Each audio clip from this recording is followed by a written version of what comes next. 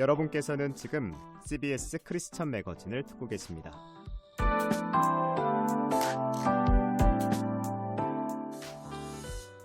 그리스도께서 세상의 가장 낮은 이를 위해 오신 것처럼 우리 교회도 소외된 우리 이웃들을 위한 나눔과 사랑을 곳곳에서 다양한 모습으로 실천해오고 있죠. 오늘 매거진 초대석 시간에는 기업과 개인으로부터 식품과 생활용품을 기부받아서 어렵고 소외된 이웃들에게 음식과 물품을 나누는 푸드뱅크를 설립해 사랑을 실천하고 계신 분을 모셨습니다. 문막 푸드뱅크 대표를 맡고 있는 문막 평화교회 김재호 목사님 나오셨습니다. 목사님 안녕하세요. 네, 반갑습니다. 반갑습니다.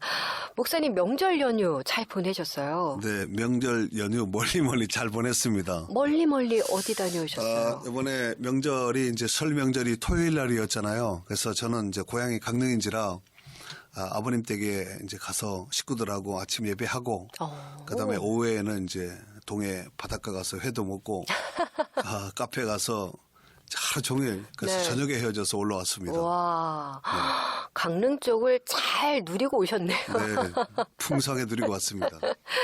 자, 목사님 여러 가지 많은 사역들 하고 계시는데 그중에서 오늘 푸드뱅크와 관련해서 여쭤보고 싶어요. 이름에서 대략 느낌이 전해지기는 하지만 네. 어떤 곳인지 소개를 좀 해주실까요? 푸드뱅크는 말 그대로 푸드은행인데 다시 말해서 기업이나 사업체 뭐 이런 곳에서 이제 식품이나 생활용품을 기부받아서 소외계층에 계신 분들에게 나눠드리는 사역이다 이렇게 생각하시면 좋을 듯 싶습니다. 누군가에게 사용되지 않으면 어차피 이게 버려지게 되잖아요. 그렇죠. 그런 측면에서 본다면 환경보호에도 의미가 있겠네요. 그렇죠. 유통기한이나 소비기한이 지나고 나면 회사에서는 어떤 모습은 폐기할 텐데 그 전에 그것을 활용을 해서 소외계층에 나눈다는 그 자체는 환경을 보호하는 의미에서는 굉장히 큰 의미가 있다고 볼 수 있겠습니다. 이 같은 푸드뱅크가 우리나라에서는 IMF 이후에 급격히 늘어났다고 하던데 어때요? IMF 때도 어려웠지만 지금은 또 제2의 IMF라 할 정도로 굉장히 어려운데 어려운 사람이 늘어나는 것은 사실입니다. 네. 그래서 어쩌면은 저희 같이 나눌 수 있는 이런 단체들이 더 많은 필요가 또 활동이 필요하지 않겠나 싶습니다. 그러면 지금 원주에는 목사님이 사역하시는 푸드뱅크 외에 네. 몇 곳이 있을까요? 원주에 총 3곳이 있는데 저희가 있고 문막 푸드뱅크가 있고 원주 푸드뱅크가 있고 만납 푸드뱅크가 이렇게 3곳이 있습니다. 원주에만 네. 3곳의 푸드뱅크가 있군요. 네네. 목사님은 일반 목회에도 굉장히 열정적으로 에너지를 쏟고 계시는데 아니 푸드뱅크는 어떻게 시작하게 되신 거예요? 제가 푸드뱅크를 이제 처음 시작하게 된 동기는 원주에 이제 상지대학교가 있는데 거기에 상지대학교 사회복지대학 원장 하셨던 우리 송정부 교수님이 계십니다. 송정부 교수님이 계시는데 이 교수님의 이제 설득 끝에 제가 설득을 당한 것이지요. 그러니까 2018년도에 원주시 관내에 이제 광복절 기념 행사가 있었어요. 근데 저희 교회가 사실 원주시에 있는 것도 아니고 문막읍에 있는데 큰 교회도 아니고 뭐 작은 교회에서 원주시에 큰 행사를 진행한다는 것은 쉽지가 않은데 네. 뭐 장소만 제공하면은 진행하겠노라는 이제 주최 측에서 그래서 하자 해가지고 그때 이제 원주시에 뭐 웬만한 어르신들이 기관장들이 많이 오셨고 뭐 거의 포화 상태였죠. 그때 이제 송정부 교수님이 참석하게 되었는데 제가 이제 신학도 하고 일반 학교를 한 것도 아시고 그래서 그 가운데서 제가 NGO 사역을 한 것을 아시고 교수님이 이제 그때서부터 한 4년 정도 저를 만나면은 이제 집요하게 목사님 소외계층 많은데 네. 좀 푸드뱅크 하셔서 좀 어려운 사람들 도울 수 있도록 하세요. 이렇게 말씀을 하셨지만 제가 그때마다 피했습니다, 사실은. 그러다가 2022년 그 여름에 제가 식사 대접을 했는데 자리에 일어나시면서 교수님이 목사님 푸드뱅크 꼭 가셔야 됩니다. 라고 말씀하셔서 제가 기도하겠습니다. 그래서 그 다음날 이제 새벽에 기도했거든요. 기도 중에 하나님께서 저한테 레마의 말씀을 주셨어요. 그 내용의 말씀이 디모데전서 6장 18절에서 19절의 말씀인데 내용이 어떤 말씀이냐면은 선을 행하고 선한 사업을 많이 하고 나눠주기를 좋아하며 너그러운 자가 되게 하라. 이것이 장래에 자기를 위하여 좋은 토를 쌓아 참된 생명을 취하는 것이니라. 제가 이 말씀을 받고 아멘 하고 교수님한테 바로 말씀을 드리고 바로바로 진행을 했습니다. 와. 4년 동안 그 교수님께서 네. 설득을 하셨고, 그리고 기도 끝에 이제 하나님의 응답을 받으시고 일을 네네. 시작을 하셨는데, 그런데 이게 사실 말이 이제 하겠습니다지만, 네. 뭐 해야 될 게 굉장히 많잖아요. 뭐 기탁 물품 등 협력과 지원을 또 받아야 되고, 네. 또 그것을 나누는 일, 봉사자, 뭐 시스템 이런 것들 굉장히 일이 많지 않으셨어요? 아이고 일이 한도 끝도 없습니다. 어떻게 좀 해오셨어요? 이제 진행을 함에 있어서 일단 푸드뱅크가 이제 보건복지부 소속이에요. 그래서 푸드뱅크를 이제 개설을 하려면은 갖춰야 될 것이 몇 가지가 있습니다. 기본적으로. 그래서 그 중에서 첫 번째로 창고가 있어야 되고 물품 보관 창고, 냉동고, 그다음에 사무실도 있어야 되고 결정적인 것은 이제 냉동이 되는 탑차가 있어야 되는 거예요. 네. 그래서 그 모든 것을 준비함에 있어서 사실 일반 목회만 하던 제가 전혀 새로운 신세계인데 네. 이런 것을 진행함에 있어서 문외한인 제가 그 진행한다는 것은 쉽지는 않았는데 그래도 아까 하나님께서 말씀을 주셔서 진행하자 해서 또 여기저기 자문을 구해서 네. 시청하고 또 자문을 구해서 진행하게 된 것입니다. 이 아까 탑차 말씀하셨는데 네. 이 푸드뱅크를 위해서 승용차를 팔고 탑차를 사셨어요? 제가 그때 이제 우리 교회에서 제가 두 번째 안식년을 맞이하면서 승용차를 한 대 사줬어요. 그래서 몇 년 탔지요. 그래서 뭐 교회가 크지도 않는 교회에서 진행한다는 것은 쉽지 않고 그래서 기도 끝에 일단 승용차를 팔아야 되겠다. 와. 그래서 결정해서 바로 그냥 정리하고 네. 그다음 바로 그냥 그 자리에서 탑차 중고를 사실 구입을 했죠. 그리고 우리 성도들이 원주권에서 이제 도색을 하면은 성도들이 알면은 또 불편할까봐 수원에서 차를 팔고 수원에서 탑차 사가지고 수원에서 도색을 다 해가지고 완전히 세팅해서 가지고 내려온 거죠. 아이코. 아니 그렇게 해서 준비 이제 푸드뱅크 오픈까지는 준비 기간이 얼마나? 한 2달 정도 됐죠. 2달. 2달 안에 하셨어요? 와. 그러면은 지금은 푸드뱅크에서 지원하는 가구가 어떻게 돼요? 지금은 원주시 관내에 사실 저희가 처음에는 이제 문막읍만 관리하려고 네. 문막읍내만 이제 관리하려고 시작했던 것이 이제 잘 하니까 원주시청에서 원주시에 소위 얘기해 9천 가정이라는 거예요. 네. 그래서 원주까지 나와서 좀 이렇게 했으면 좋겠다. 그래서 우리 성도들하고 회의 끝에 네. 봉사자들하고 회의 끝에 그럼 나가자 해서 지금은 원주시 관내에 이제 240가정을 섬기고 있습니다. 와.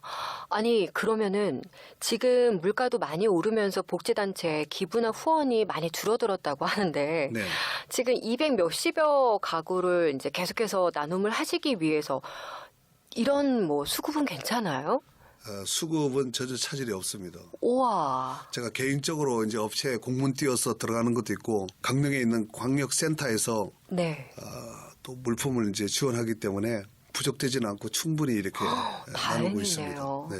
물품들이 대략 어떤 것들일까요? 뭐 거의 식료품, 그다음에 이제 생활용품, 네. 뭐 하여튼 생필품 뭐 거의 그쪽 부분이라고 보면 좋을 듯 싶어요.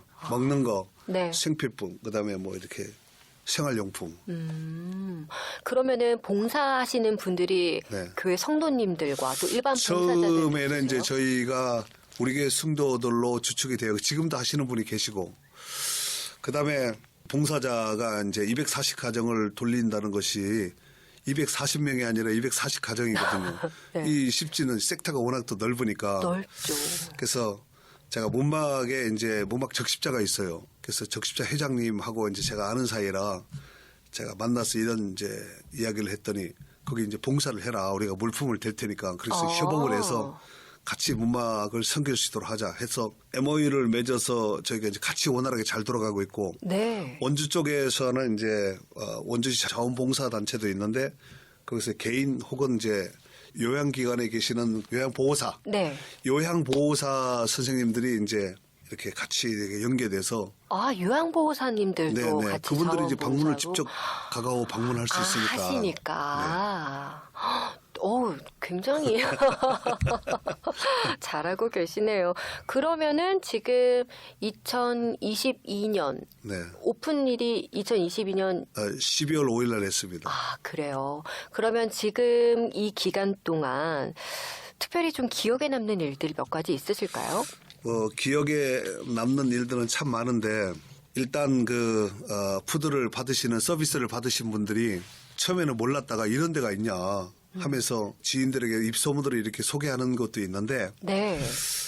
거의 이 서비스를 받는 분들이 소외계층이고 또 연세가 많으신 어르신들이 독거노인들 어르신들이 많으시거든요. 네. 그래서 그분들 가운데 이렇게 혜택을 받으시는 분들이 뭐 감사하는 것은 뭐 말할 것도 없고 뭐 이제 가끔씩 편지로도 하고 어제도 사실 원주에 사시는 분이 어떤 할머니가 88세인데 네. 연락이 왔어요. 그래서 받았더니 1년 동안 이제 서비스를 받는데 네. 어제 마지막 날이었는가 봐요. 그래서 받고 한 해 동안 너무 잘 섬겨주셔서 너무 감사하다고. 그 1년 쉬었다가 다시 또 내년에 서비스 받을 수 있거든요. 네. 그래서 그렇게 하겠노라고 이제 안내해 주셨고 뭐 하다 보면 에피소드도 많고 많은 다양한 일도 많죠. 와, 정말 외롭고 쓸쓸하게 홀로 지내시다가 이렇게 또 누군가 나를 챙겨주는 이웃이 하나 생겼다는 것이 그분들에게는 정말 큰 감동이죠. 그렇겠지. 저희가 물품만 전하는 택배 기사가 아니라 제가 우리 봉사자들한테 물품만 전하면 택배 기사 정도밖에 안 된다. 그래서 어찌됐든 전하면서 따뜻한 말 한마디라도 뭐 등이라도 좀 두들기면서 좀 위로해주고 요즘은 많은 사람들이 위로가 필요하잖아요. 맞아요. 네, 그래서 그렇게 하고 있는데 뭐 전체적으로 봉사하신 분들이 제 마음을 잘 헤아려서 왜 우리가 이걸 하는지를 분명히 알고 있기 때문에 마음까지 만져서 아주 영육간에 많은 위로함이 있는 것 같습니다. 네. 먹거리로 세상과 소통하는 일을 하시고 계시는데 정말 이 그리스도의 사랑을 전하는 도구로도 굉장히 중요하게 쓰임받고 있다라는 생각이 들어요. 그렇죠. 네. 예. 아무래도 목사님이시니까 그 부분은 또 더 많이 신경이 쓰이시겠죠. 예. 우리가 보통 세상과 소통하는 방법은 다양한 채널로 이제 소통할 수 있는 방법이 있는데 저는 이 푸드뱅크를 시작하면서 캐치프레이어를 떡과 함께 복음이다. 많이 들어본 얘기 같잖아요. 그래서 네. 떡과 함께 복음이다. 이런 캐치프레이어를 가지고 제가 사역을 하고 있는데 네. 제가 아까도 말씀드렸다시피 기도하면서 하나님께서 디모데전서 6장 18절 19절의 말씀을 주셨다고 그랬잖아요. 네. 선을 행하고 선한 사업을 많이 하고 나눠주기를 좋아하고 너그러운 자가 되게 하라고 말씀하지 네. 않았습니까? 그래서 우리가 이 코로나 시대 때 사람 만나는 것도 어려웠는데 저희가 물품을 가져가면 기다리고 있어요. 문 열어놓고 있습니다. 그러니까 굉장히 네. 소통을 하기가 쉽다는 얘기죠. 그래서 앞으로 전도 방법도 제가 하는 것은 이런 사역이지만 이런 라인을 해서 하면은 사람들 일단 뭐 접촉을 해야 되니까 그래서 아마 관계 맺기 해서 복음을 전할 수 있는 어떤 기회가 된다면 더 좋지 않겠나 이런 네. 생각도 해보았습니다. 네. 아니, 목사님께 어느 날 전화를 드리면, 지금 길거리에서 전도 중이에요. 항상 끊임없이 세상과 소통하는 교회의 역할을 잘 수행해 주고 계시는데, 아니, 또 교회 공간을 지역 주민들이 사용할 수 있는 공간으로도 내주셨어요? 네. 이건 뭐예요? 저희가 그것도 2018년도에 시작한 것인데. 모든 것은 2018년도가 중요하네요. 글쎄, 그렇네요. 예. 네. 저희가 이제 동화석 작은 도서관을 이제 오픈을 했어요. 네. 우리가 이제 처음에 이름을 선정함에 있어서 고민을 많이 했죠. 평화도서관으로 할까, 문막도서관으로 할까, 여러 가지 하다가 저희가 사는 동네가 동아리예요. 문막읍 동아리거든요. 그래서 동아리 안에 있는 도서관이라 해서 동화속입니다.